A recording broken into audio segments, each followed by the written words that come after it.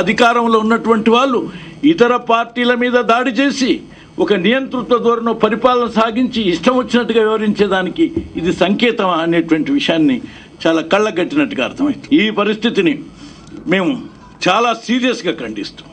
సమగ్రంగా సమీక్షించి ఫుటేజీలను చూసి సీసీ కెమెరాలలో చూసి ఆ వ్యక్తులను చూసి అయితే ఇంత జరిగితే మరి 10 కార్లు కూడా టీఆర్ఎస్ ఇవ్వగలేదే, 4 కూడా దెబ్బలు తగలలేదే, కాంగ్రెస్ కొట్టబోయినట్టుంటే ఓ 10 మంది కూడా దెబ్బలు తగలలేదే, ఇవాళ ఒక కన్ను పోయింది, ఒకటికి దెబ్బలు తగిలినాయి, శాసనసభ్యుడు తగిలినాయి. ఇన్ని పరిస్థితులు ఉంటే ఇది కేవలం దీని అర్థం ఏంటిది అంటే రాజకీయంగా ఓ పార్టీని లేక ఆ పార్టీ నాయకుల్ని అవమానపరచడంతో పాటు ప్రభుత్వ ధర్మంతో బలంతో విచ్చలవిడిగా ప్రవర్తించేటువంటి ఒక పద్ధతికి ఇది నాంది పలుకుతుంది.